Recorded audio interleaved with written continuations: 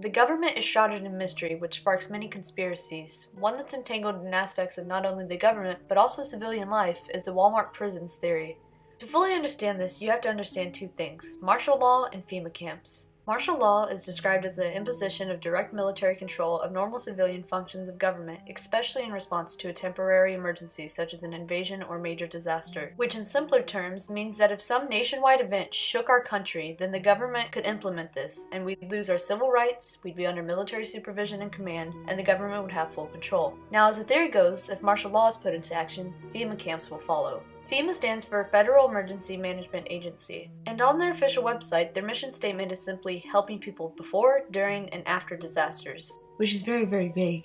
You actually have to search for details regarding their assistance efforts, which is odd considering that's their entire purpose. Looking into it, I actually found that this is how most of their information is. It's very backdoorish. Looking up what does FEMA stand for pulls up many specified documents and links, not easy ones. Based off my research though, I came to this understanding. FEMA has gone through many different changes, starting as the Disaster Relief Act of 1974, then it was the Robert T. Stafford Disaster Relief and Emergency Assistance Act, and finally in 2003, FEMA fell under the U.S. Department of Homeland Security. Their purpose is to assist the public in times of need. They're the ones that go in after a hurricane and provide rescue/food. What's this have to do with camps though? Well, many believe that FEMA has secretly been establishing camps that, under martial law, will serve as either prisons or concentration camps. The concentration camp side of this theory is saying that if the government does receive full power that martial law would supply it with, they'd abuse it and go into the plan of the New World Order, where they take all the civilians, move them into these camps, and kill them off so that the remaining resources can be used on officials, the wealthy, and members of the Illuminati and the Freemasons. Now, I don't really believe this side of the theory because, as we saw with the Holocaust, it takes a long span of time to kill a large group of people. And the Holocaust happened back when it was as simple as saying, yep, I'll chill over here in Germany. We aren't imprisoning an entire demographic of people just so we can kill them by the thousands. We have phones and outside connections. News would spread, something would be done, our government would be stopped.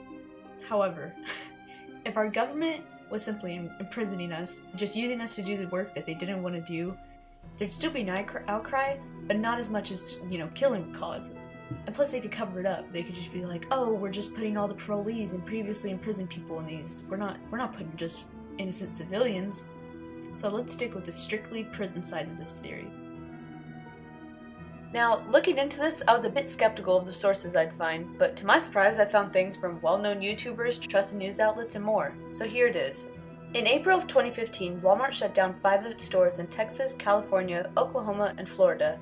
This was allegedly due to plumbing problems, and they were to reopen in 6 months. With this announcement, they abruptly fired 2,200 employees, all without warning. These employees were given a 2-month salary up front so that they could last until landing another job.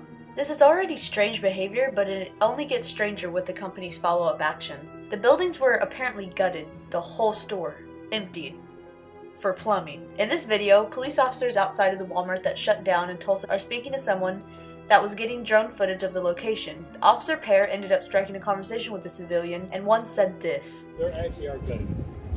Oh, are they really? Yeah, the 2 guys that you saw were actually contractors. And man, they're gutting the whole thing. It's, in terms of the plumbing issues, Yeah, I'm that's not a plumber then again, so I don't know about that either. But they are indeed gutting it. That's why they have those dumpsters there. When they first moved down, they were just yanking stuff out left and right. So. This isn't a lie though, there's quite a few videos available that showcase the gutted stores. In this video, a man makes his way inside and tries to film, and he's yelled at by what I assume is 2 workers for simply videoing nothing. No one is working, it's just the empty store, yet he's asked not to film. yes. Okay. One thing that confuses me about this is the fact the employees had no warning. One employee from the California Walmart, which only gave the workers hours notice before firing them, is quoted to say, "Everybody just panicked and started crying." There's also been workers that have claimed the stores were not shut down due to plumbing issues, and I believe them. Most times workers are more in touch with the place they work at than the owners. If something were to be wrong with plumbing, they would have known. Probably would have been the people to find and report the issue. The word of, oh yeah, boss said they're gonna fix the plumbing, would have spread. But it didn't. This announcement and the rather abrupt actions that followed it came as a crushing surprise to the employees. So if they didn't close down due to plumbing, what did they close down for? Well, stemming off the prison theory, they were being gutted in order to be transformed into FEMA camps. And this isn't too far-fetched. My pop had a very valid point as to why Walmart would be chosen for this sort of task. I'll allow him to explain. Walmart's would make a good prison because you can cut off all the access points extremely easily. Your exit doors on the sides of the buildings can all be welded shut, and then you can channel all entrances. You walk into a Walmart, and once you're inside of it, look around that thing and see if you can actually climb your way out of that without being seen by a guard anywhere in the building. It's almost impossible.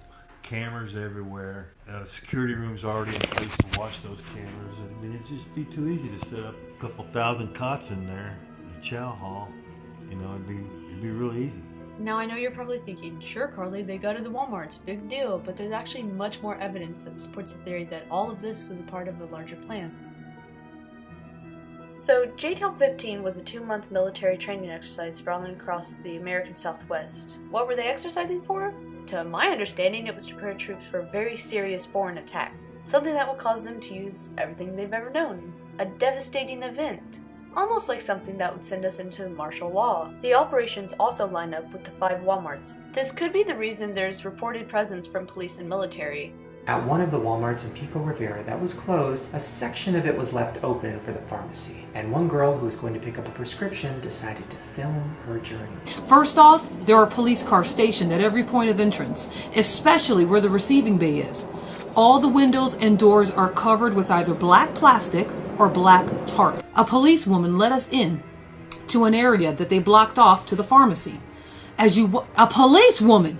Are you hearing this, my friends? A policewoman let them into an area. Why is there a policewoman?